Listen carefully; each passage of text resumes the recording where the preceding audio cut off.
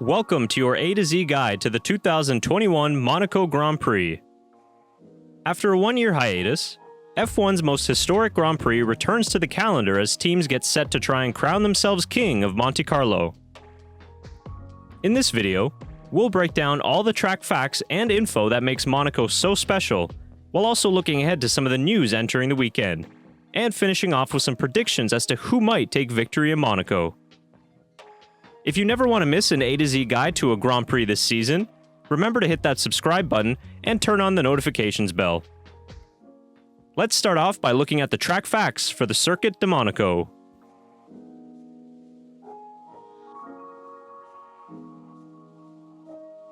A lot has changed in Formula 1, but the Monaco Grand Prix has remained roughly the same since its debut back in 1950. This year will mark the 67th Formula 1 World Championship Monaco Grand Prix and the 78th overall race around the streets of Monte Carlo.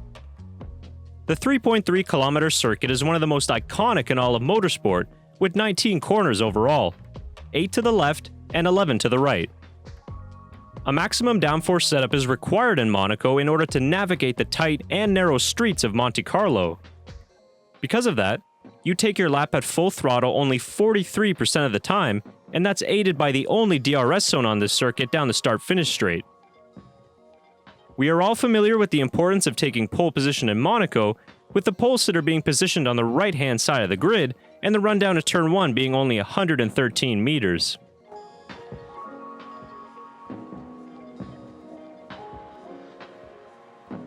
McLaren are the most familiar with tasting the champagne in Monaco, as they hold the record for most wins in the Principality with 15 overall and 23% of the total wins. Ferrari are the second with 10 wins all time and 15% of the total victories, and Mercedes' recent dominance has put them third all time with 8 wins in Monaco to date. Out of the current drivers on the grid, Lewis Hamilton is the most successful at Monaco with 3 victories in his career.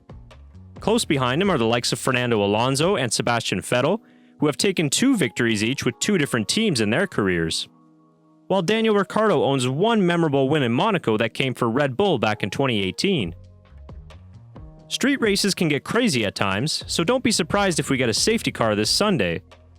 Historically, there's a 38% chance of a safety car at the Monaco Grand Prix, with the safety car making an appearance at 5 of the last 6 races. If you want to avoid getting caught up in the action, starting on the front row is a pretty good spot to be come race day.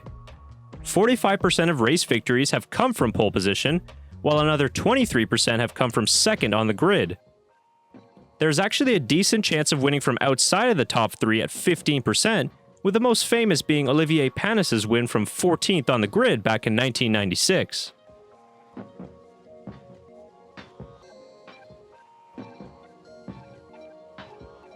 As is traditional in Monaco, the race weekend actually begins on Thursday with free practice 1 and 2, so don't forget to set your reminders to watch on Thursday instead of the normal schedule on Friday. Here you can see the following start times for qualifying and the race for the 2021 Monaco Grand Prix with different areas around the world.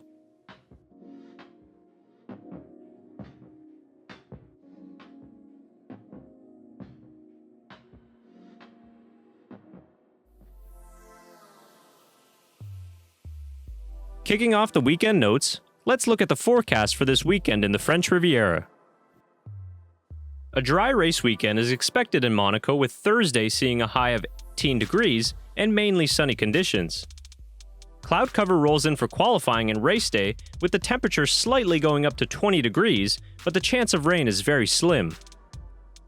Let's now look at the tire allocation for the 2021 Monaco Grand Prix.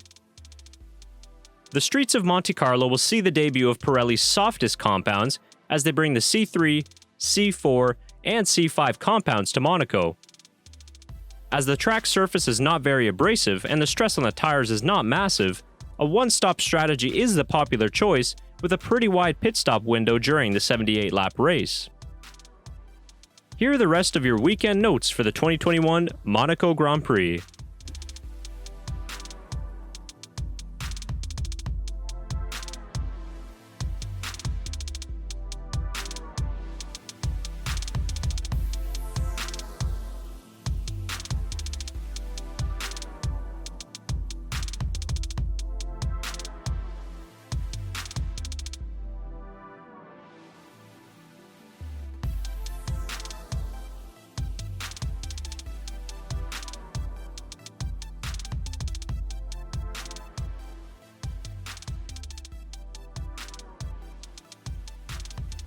Monaco is the greatest spectacle in Formula One, and whether you like the racing or not, it is a special weekend for fans and especially the drivers. It's also a very tricky weekend to get the car right, as it's a fine balance of a good chassis, ultimate traction, and pinpoint braking. So who is in the driver's seat heading into Monaco? It's a difficult one to call, as Monaco is unlike any of the other tracks we've been to so far in 2021. If we tried to get a picture of the team's form around the Monte Carlo streets, we could look back at the Sector 3 times in Spain for an idea. If we look at the 5 quickest teams in Sector 3 in Spain, Red Bull lead the way with Mercedes close behind, then come Ferrari, Alpine, and McLaren. The problem with trying to gauge car performance from Sector 3 in Spain is that the car setup will be massively different to the one teams will run in Monaco, so it could really shake up the order. Red Bull are excited to return to one of their favorite tracks, with Sergio Perez targeting a race win and Max Verstappen wanting to score a maiden podium in what is technically a home race for him. Mercedes believe on paper that Red Bull are the favorites, as they think their rivals have more downforce that they can tack on from what they ran in Spain. Mercedes have been quite strong in the slow-speed corners this year, however, so I think this might be another case of the defending champions downplaying their chances ahead of the weekend. I believe it's advantage Mercedes in Monaco, but this is a win that Red Bull really need to get in order to punch back in the championship. We haven't seen too many 1-2 finishes in Monaco as of late, but a Red Bull 1-2 would certainly squash a lot of the Mercedes momentum they've built up since Imola. I wouldn't say it's a must-win for Red Bull this early on in the season, but it's definitely a race that is important not only to the championship, but also for the legacy of the drivers' careers. So that wraps up the A to Z guide to the 2021 Monaco Grand Prix, and I'm curious to know your predictions heading into the race weekend. Comment them down below, and if you enjoyed this video, give it a thumbs up and share it with your friends and family. Thanks for watching today's video. I will leave you today with some of my favorite photos from my 2016 trip to the Monaco Grand Prix. Enjoy!